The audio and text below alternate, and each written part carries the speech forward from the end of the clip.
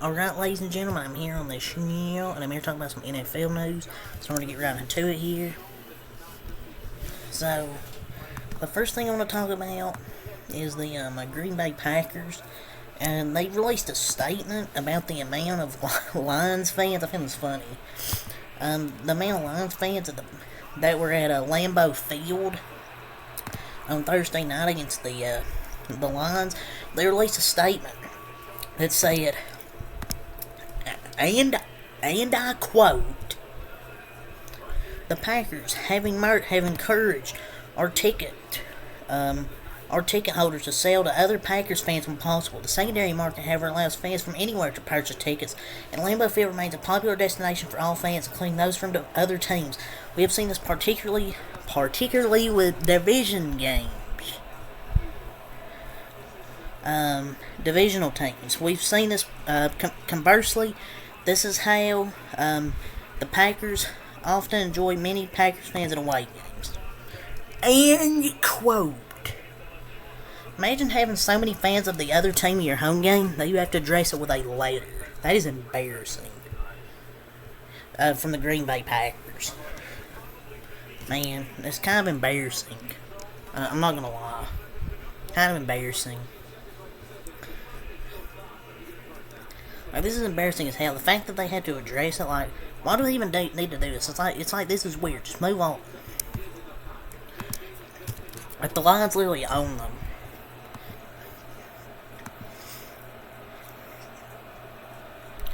So, per your report, so there's an update to why Chandler Jones got arrested. I talked about it yesterday. It's because he violated, like, a protection order or something. Apparently. So, apparently what he was arrested for, an update. Raiders defensive end Chandler Jones was arrested after stealing items from outside of his ex-girlfriend's house, per Las Vegas locally.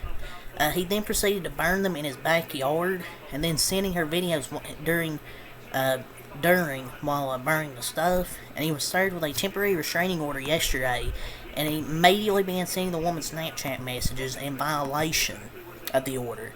He was later seen on her home security cameras and went to her house at least twice. And he's already out on bail, because he got bailed out, I believe. But I hope this dude is good. But I don't know, man. Like, he burns stuff. This man just needs serious help. Like, this dude just needs serious help. I'm not gonna say it's CTE or anything. He needs serious help, man. Chandler Jones needs serious help. And maybe that video when he was burning stuff, maybe he done it on live. That was maybe the stuff he was burning. He just needs rehab, any help he can get, man. It's just crazy with the situation with Chandler Jones has developed the last about week. So, yeah. So, per your report, Seahawks safety Jamal Adams, he admitted that he considered retirement from the NFL after his leg injury last season via Brady Henderson. So, he was about to consider retiring after the injury. I mean, basically what happened to his leg was he tore his quad in Game 1 in 2022. He hasn't played since then. But thankfully he didn't retire. Thankfully he didn't retire, man. Because I think Jamal Adams is still good safety. So the Lions responded to the Packers' statement about their fans. It sounds like they want to take over Tampa next, because they said, "Sounds like a challenge and we like those." They said, "See you in Tampa." Man, probably won't be hard to take over Tampa, honestly. Probably won't be that hard. It's nothing new. I feel like any fan base can take over Tampa Stadium.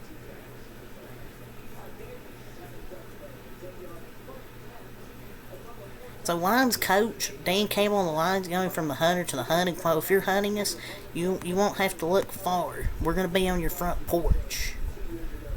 He's such a badass. He's probably going to be the most intimidating coach in the league.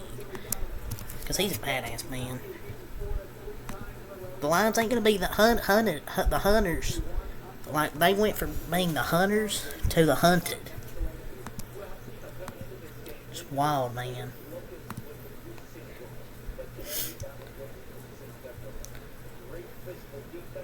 There was an update from today's Colorado and USC game, and apparently 21 NFL teams sent scouts to that game. Probably for the quarterbacks, Shedeur Sanders and Caleb Williams.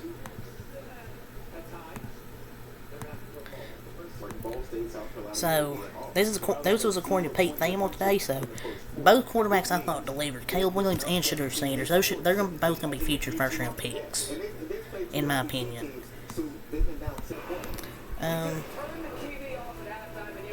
So Texans future Hall of Famer J.J. Watt says it's basically impossible for any non-QB to win the MVP award because no position is as quote valuable as quarterback. His 2014 season didn't have it despite having 20.5 sacks, 51 QB hits, 5 touchdowns, 3 receiving, an All-Pro ×2 defensive end and defensive tackle, 10 passes deflected, 78 tackles, 29 for loss. He forced 4 fumbles, 5 fumble recoveries, had 1 interception, which was an 80-yard pick six and 1 safety.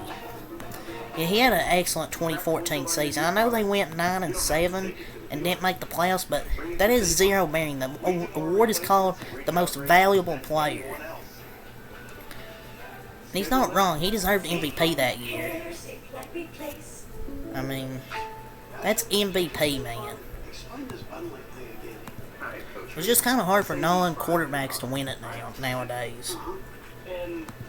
So as we head into Sunday, Week 4, a reminder how quickly things can turn around during an NFL season. At this point during the 2022 season, the 49ers went from 1-2 to finish 13-4. The Bears went from 2-1 to finish 3-14. The Broncos went from 2-1 to finish 5-13.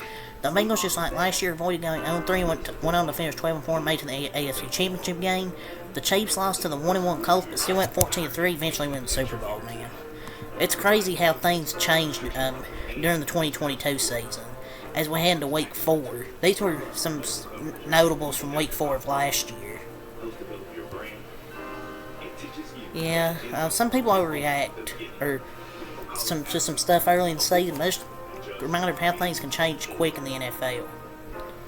I would go over the remaining Thursday night schedule for the rest of the year, see what game to look forward to, but yeah, there's probably a few bad games here, so I'm not going to go over the schedule.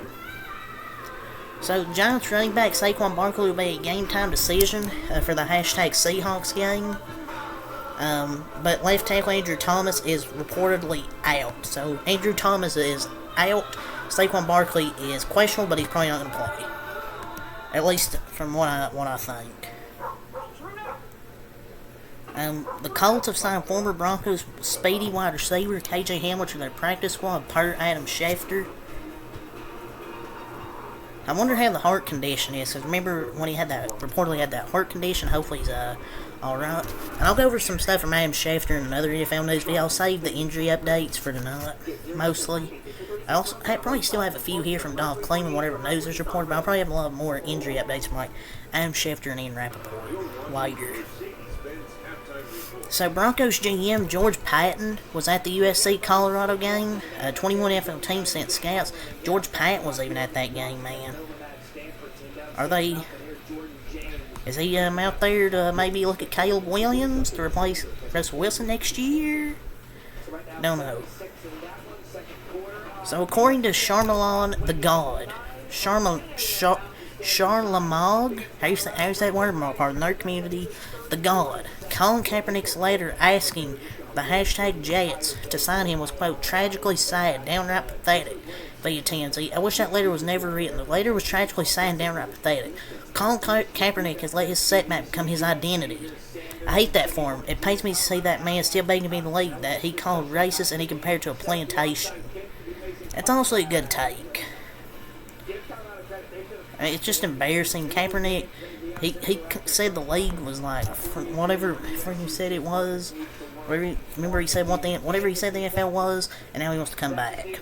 Nobody wants Colin Kaepernick, man. Sorry. Just let it go, Colin Kaepernick. Let it go. Let it go. Can't hold it back anymore. Sorry. So, per your report, David Njoku, he sustained burn injuries to his face and arm during a household incident. Per Jake Schroeder, he's listed as questionable for Sunday's game versus the hashtag Ravens. So, hopefully he's okay, man. Prayers to him. His burns suck, but hopefully he's alright, man. But according to his agent, I think, it was reported, whoever his agent is, said reportedly that he's okay. Which is good news, and that he's okay.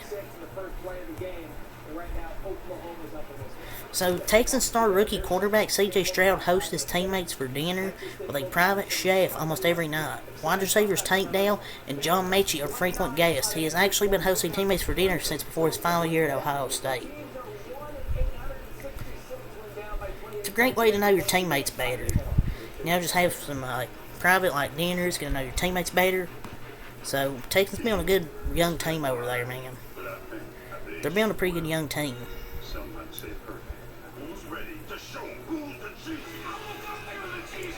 So, an update. The NFL didn't suspend and didn't fine hashtag Patriots quarterback Mac Jones for allegedly hitting Jets cornerback Sauce Gardner in his private area, per Tom Pelissero. Apparently, there wasn't sufficient video to support the accusation. Sauce posted something on Twitter, but I guess it wasn't clear enough to the NFL.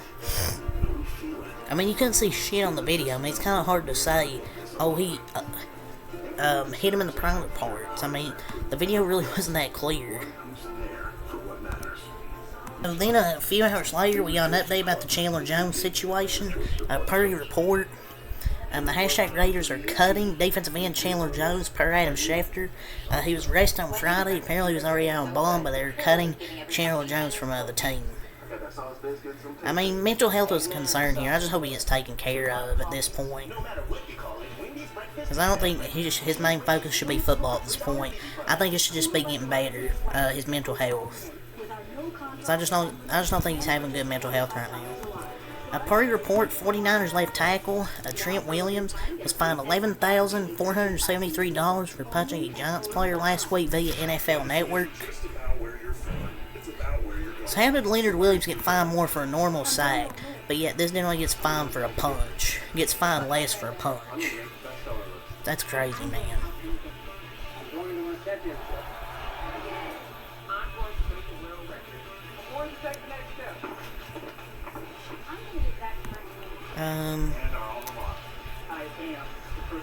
I'm not going to go over the Louisiana Tech player got suspended indefinitely because it's not NFL related, so yeah. Per an update, hashtag Cardinals quarterback Kyler Murray is still considered weeks away from playing, per Adam Schefter. He's not expected to come off the PUP when eligible on Monday, so yeah, that's kind of what I expected. The Cardinals are going to lose games, but they look really good. Fight hard again he's seeming to build something special. Still get loads of draft capital, so you can still get a good draft pick. Would you want to win? Yeah, but they still want to probably look competitive, but kind of tank, get some good draft pick. So yeah. So per an update, Rams running back Nick Chubb had successful surgery yesterday to his MCL, meniscus, and metal capsule. While working on his knee, doctors discovered they still need to fix his ACL with an additional surgery. So he's going to have a second surgery. So hopefully the second surgery goes good for Nick Chubb. So Raiders quarterback Jimmy Garoppolo is out for the hashtag Chargers game on Sunday. He suffered a concussion last game. So they're going to choose between Hoyer and Aiden O'Connell. And Rams quarterback, we have another injury update, our second injury update on the quarterbacks. Rams quarterback Deshaun Watson is expected to play the hashtag Ravens on Sunday despite his questionable tag. So if Watson missed playing time, I'd rather see DTR play. But yeah, Deshaun Watson's going to play. So the Raiders will decide between starting Bader and Brian Hoyer, rookie fourth round pick Aiden O'Connell. I really think it should be Aiden O'Connell. It's kind of a no decision, but Josh McDaniels might make the wrong decision, as he usually does.